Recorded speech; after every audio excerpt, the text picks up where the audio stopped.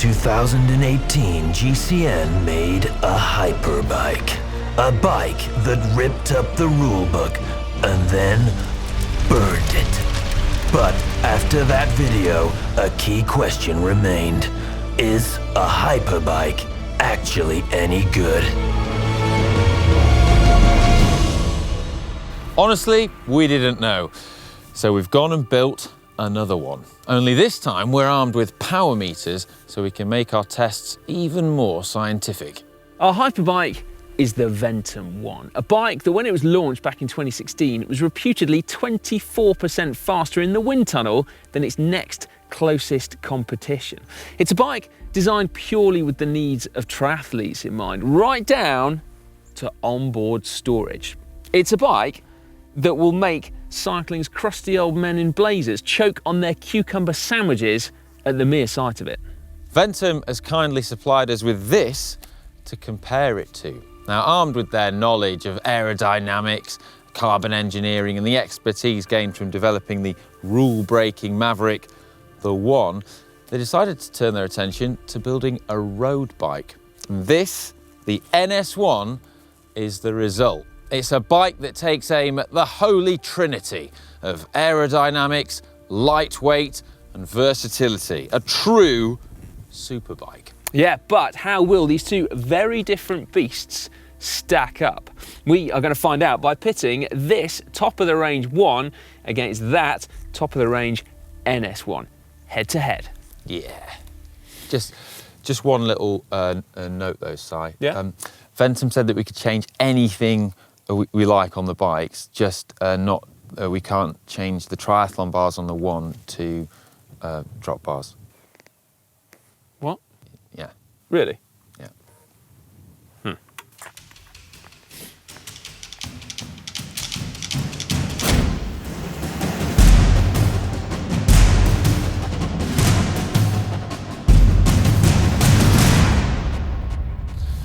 Before we get started, we need to deal with some dictionary definitions. I mean, what is a hyperbike and what is a superbike? Well, to our mind, a superbike is in the absolute top tier of bikes that money can buy. The world's finest components will adorn a frame set that's been crafted to be as good as it possibly can be, irrespective of budget. But it has to conform to the UCI rules, that set of regulations that's laid down by cycling's international governing body. That means, should you wish, you can pin a number on and race it, be that in a local road race or the Tour de France. Regulations that actually governed road bike design since the Lugano Charter of the mid-90s. A hyperbike, though, is one that's gone to another level. It doesn't care about rules, so it can be super light or, as in this case, ultra aero. And a little bit of added bling wouldn't hurt either. Well, for a start, the absence of seat stays contravenes Rule 1.3020, as does the oversized top tube. That won't fit into the guidelines, also stipulated by 1.3020, point 2 figure 1, and nor does the complete lack of any down tube. Unbelievable. Finally, well, the fairings on the brakes, they're just a flagrant disregard for Rule 1.3.0.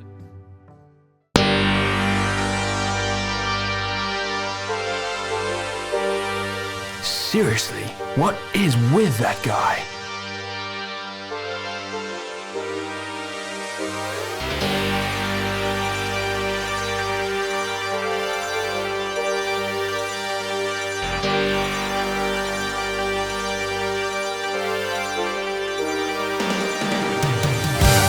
Si, just out of interest, why do you seem to think that all triathletes have blonde mullets, moustaches and a fondness for baby oil?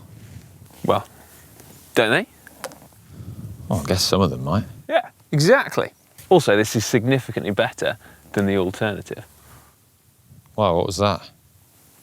You don't want to know. What are our tests going to be today? Well, we've come to GCN's semi-official test track, which consists of a horrible climb that's a mile of impossibly steep tarmac, a twisty, slippery descent with hazards in the form of wild sheep, and then a pan-flat out-and-back time trial. 3 short tests within a matter of minutes will give us a snapshot of a bike's ability, a radar diagram of performance. Climbing, which is generally a product of the weight. Descending is largely governed by the handling, the brakes, and the stiffness of a bike. And then straight line speed, which is mostly aerodynamics.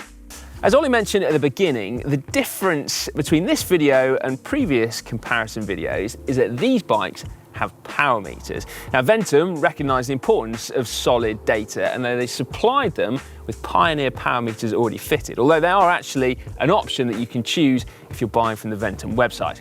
One option among many, in fact, like your group set, your crank length, cassette size, handlebar width, etc, etc. Now, what it means is that we will be able to ride to a set average power, and therefore any difference in times will be as a direct result of the bikes. Or any number of environmental factors, such as the variation in wind speed, air density, or the aerodynamic turbulence created by mullets and moustaches. Run 1, Si's gonna ride up the hill first on the Ventum 1 Hyperbike, yes. Beep, beep, beep, beep.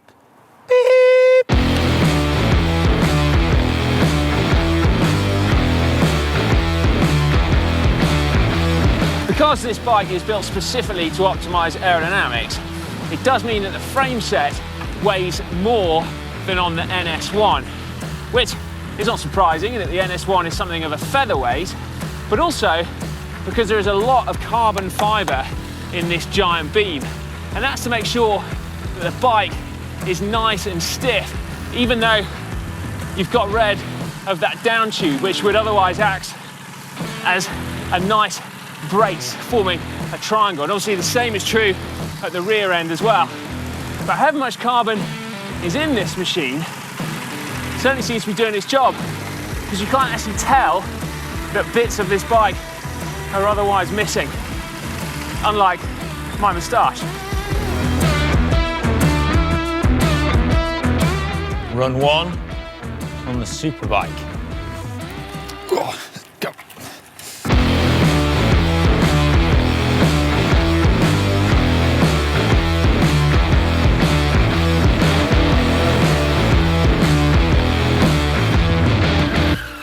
Run number 1, average power 408. Down to the bottom for a quick outfit change.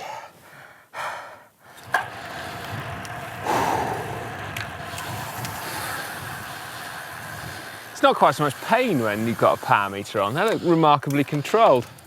You need to maybe shake things up a bit. Pretty hard. It's pretty steep in the middle, but I'm not looking forward to doing it on that now. Here you go, mate. The tash is just on the floor somewhere about 400 metres that way. Right, run number 2, Superbike. Can you give me some bleeps? Beep, beep, beep, beep. I can tell, even though that's just a bleep, that he wasn't happy doing that.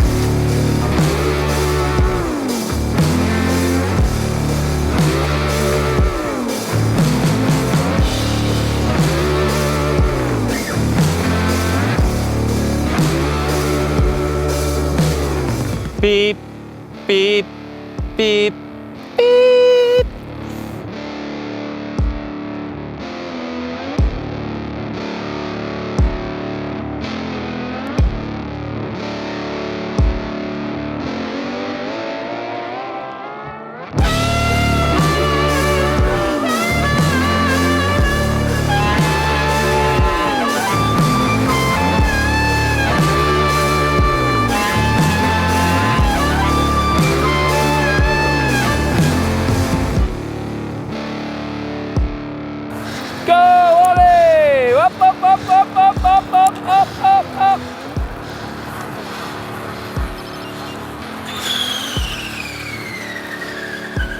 still not trying anywhere near hard enough for this climb.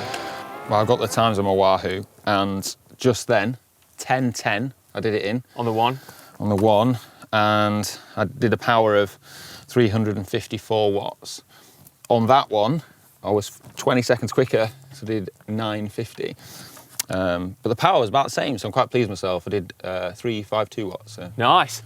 Well, interestingly, so I was 17 seconds faster on this one. Well, I can't claim to be quite so consistent on this one. The power was a little bit more on the NS1, so 7 watts more, but it was still 17 seconds faster, this one, compared to the one. Unsurprising, perhaps, that the NS1 has dominated this test, because it is 1.3 kilos lighter than the one, isn't it? So yeah, a featherweight next to an out-and-out time trial rig. But yeah, there we go. Number one, NS1 has it.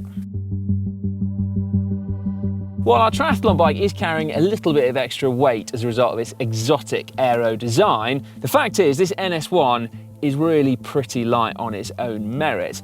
And part of that is down to an exotic material used in its construction. It's only the second bike to have ever come our way that has graphene added to it. Now, that's not a simple compound to explain in the context of carbon composites, at least not quickly anyway, but essentially a very small amount of graphene is added to the resin that then bonds our carbon fibres together. And although it's a small amount, it actually has a disproportionately large effect on the overall strength and stiffness of the material, meaning you can actually use less material in your finished product, which is why this aero disc frame weighs a little over 800 grams and yet still has that lateral rigidity that you need in order to get a fast feeling responsive bike. Onto the descent. Although there is a problem here, we probably don't need to point out that you can't really race down an open road, but we will do anyway. And the fact is, neither do we fancy riding down on the limit. On paper, you'd think there might be a difference between them. The one has rim brakes neatly hidden away behind those very slippery fairings. The NS1, on the other hand, has been designed from the ground up with disc brakes and only disc brakes. Yes, that means braking performance is much improved in poor conditions, but it also means that you can run wider tyres, up to 30mm in fact. So not an out-and-out gravel bike, but that's plenty big enough to venture away from tarmac should you wish, or run lower pressures for a comfy ride and shed loads of grip. It's time for the final showdown, a flat time trial. The ultimate out-and-out test of speed for any bike, and a test that the Ventum 1 was designed to unashamedly excel in. The slight compromise in making it heavier because of losing the down tube and seat stays, well that doesn't matter here.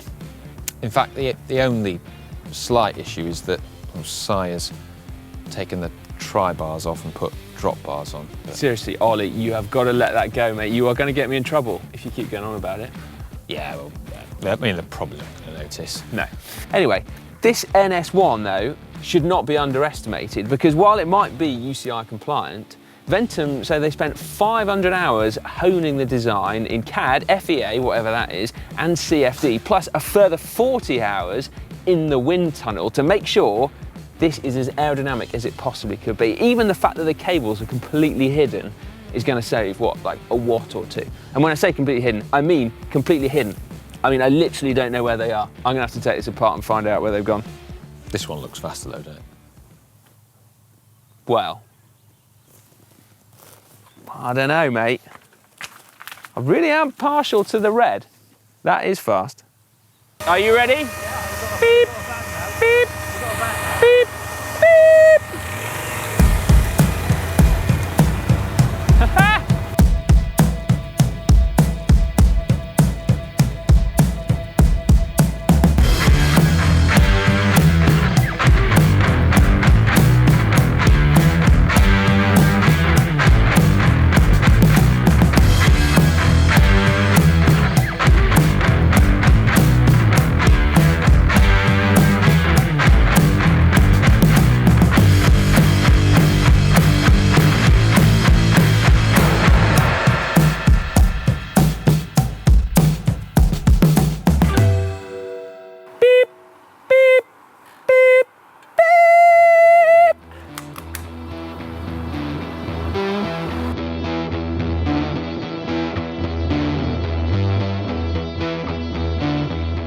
Well, do my own then. Beep, beep, beep.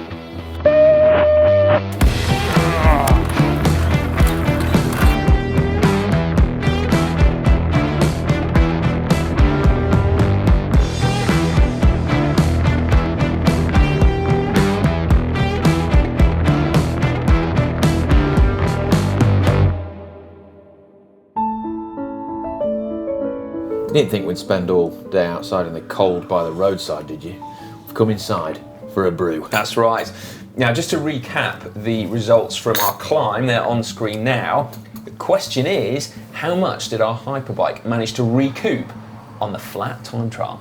Well, Si, on both runs, I did 325 watts. Nice. Right.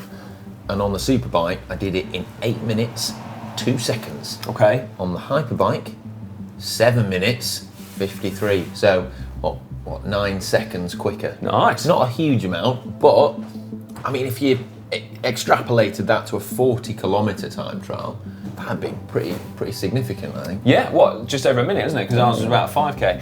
So the difference in my runs was slightly less, 7 seconds between the two bikes, but I covered the distance fractionally quicker as well, so I guess it's still within Ballpark. the realms. Similar. Absolutely. So, we have found that our superbike has the edge when climbing. It probably has the edge when descending, but we couldn't test that because of rogue sheep. And then the hyperbike clearly has the edge on that fast, flat time trial. Intriguing, but what do you think the results actually were? Well, for my money, mate, I think a superbike should be a fantastical rounder. In fact, if we created a radar diagram, we can see that a superbike should tick all the boxes and perform well in all areas. There might be slight fluctuations, I guess, depending whether a manufacturer has actively pursued that 6.8 kilo weight limit or purely gone after aerodynamics, in which case it might weigh a little bit more. But I think for a hyperbike to make any perceptible performance breakthrough, it's going to have to specialise. If it's super lightweight, you won't get your disc brakes and you won't get aerodynamics. If you go after aerodynamics, you won't make it super lightweight. That's right, and although we love to blame the UCI for stifling bike design and sock height, you can't escape the fact that the classic double diamond frame is a very elegant and simple design solution to a two-wheeled vehicle that has to steer. Yeah, absolutely. And then, of course, when you add in things like the best materials currently available and advanced manufacturing techniques like EPS moulding, and actually you end up with a bike that is a genuine all-rounder, but that can actually push the boundaries in all areas too. Yeah, and well, as for the one, our hyperbike, well, I have to admit that I do love the outrageous look of a beam bike, and I just think they look so aerodynamic and kind of futuristic. To be honest, I'd quite love to just use one as an everyday road bike. Ride one. You'd look very good on it, Ollie. You've also got to give it its dues, haven't you? The fact is, it is incredibly good at what it's been designed for, which is non-drafting triathlons. Ventum have been able to make some pretty amazing claims about it, some of which I was thinking would actually translate to my commute to and from work, which is predominantly flat, very fast. And devoid of UCI officials. That's right. You want to see the height of my socks when I cycle home from work. Oh yes. Yeah, but you have to say that to most people, they're going to want a bike that's versatile. Versatility is key, and the all-round performance that is offered by a double diamond frame at the top of its game, it can't be beaten. No, performance and also looks as well, because let's face it, that's a look that we can all get behind. Make sure you let us know what you think though down in the comments section. We know hyperbikes tend to polarize opinion, but what do you think about this latest, or are you an absolute fan of that NS1? Get involved. I want the one, because then I can win my commute. It's about all I can win. Your commute's quite short, Ollie, at like 1.5 kilometers. I think a skateboard would probably do quite well, but anyway, that's beside the point. If you would like to see another comparison video here on GCN, superbike versus mid-range bike, you can click on screen just now.